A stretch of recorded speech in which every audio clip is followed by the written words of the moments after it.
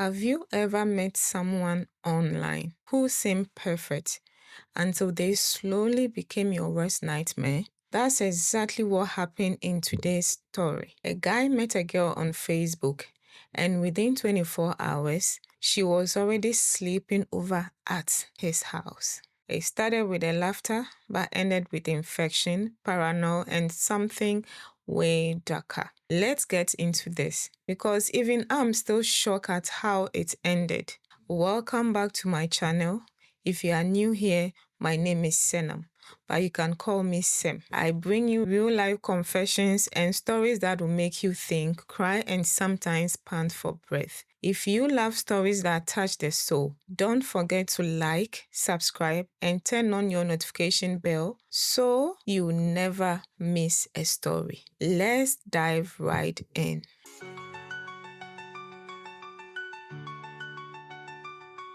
Dear Sem, please keep me anonymous. I met this girl on Facebook around mid-September last year. The funny thing is, she was the one who slid into my DM, complaining that my streaks were too many.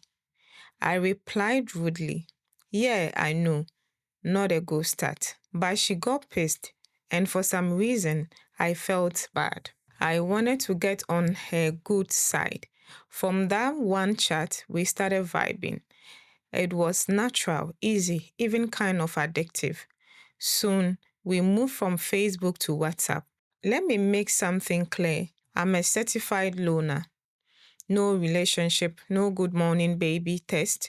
I don't do that. I told her upfront, I'm not here to fall in love. I just want a new friend. But by the end of that first day, we had talked for almost 12 hours straight. She told me she was single, mostly stayed home, bored and lonely. From how she opened up, I could tell she liked my vibe. She felt safe. So I said, "Why don't you come over tomorrow? We could just chill." She said, "I'll think about it." The next morning, she texted me, "I'm coming." I expected her around 11 a.m. She didn't show up until 10 p.m. 10 at night.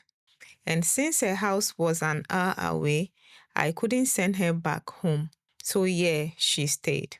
A girl I met less than 24 hours ago was now sleeping over. At that moment, I was torn between excitement and fear. Like, what if something happens to her? What if she's a thief? Or worse, or even a witch? Why would a woman show up that late to a stranger's home? But she looked so harmless, sweet even. So I went out to get her food. When I came back, she had changed into one of those tiny singlets that barely covered anything. Her chest was out. She was sitting on my couch, eating, scrolling through TikTok like she owned the place. I sat at my desk trying to finish a design for a client. Then she walked over, sat on my lap, and started talking softly. One thing led to another. Her hand on my cheek, mine around her waist. Then she took my hand, placed it on her chest, and that's how it all began. That night was wild. The kind of night that makes you question your discipline. She even woke me up at dawn with a BJ, and it happened again. She stayed 2 nights. By the third morning, she went home. After that, we got close, like really close. She came over anytime she wanted, never asked for money. Sometimes she would even send me mobile money, bring me gift, take me out for shopping. I won't lie, she was generous. She said, "You've been a real friend to me. Let me spoil you a little." And since she insisted, I accepted. Weeks turned into months. Then one evening, she looked me dead in the eye and said, "I love you." I reminded her, "Remember what I told you? I'm a loner. I don't do relationship." She was so hurt, but she stayed. She still came over, cooked for me, acted like my girlfriend, even though she wasn't. Everything was fine until early February. Out of nowhere, she flipped. She started calling me manipulative, cursing me, even sent me a picture of a mashed egg. Like, who does that? She said I was using her, that I never cared. Meanwhile, she was the one showing up unannounced. The thing is, Christabel always had a temper. She could be the sweet person in the next morning and the rudest at night.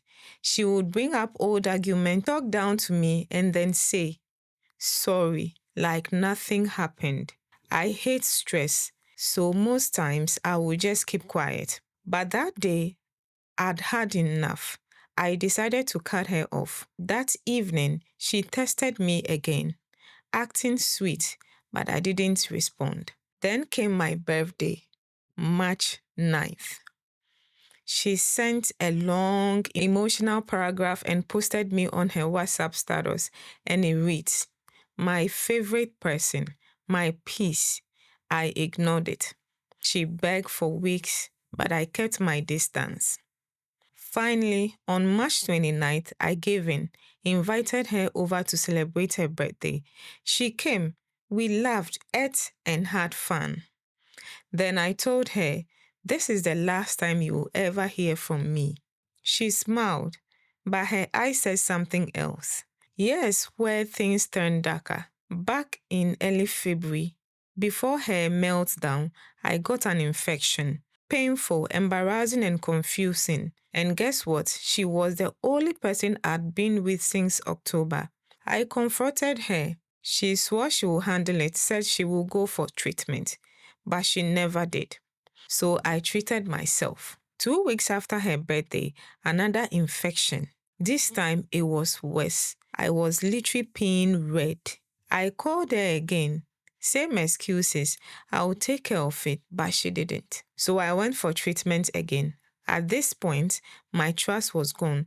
My body was tired. Then just last month, Christabel texted me again. She said, I miss you. It'd been too long. Let me come over. I ignored her.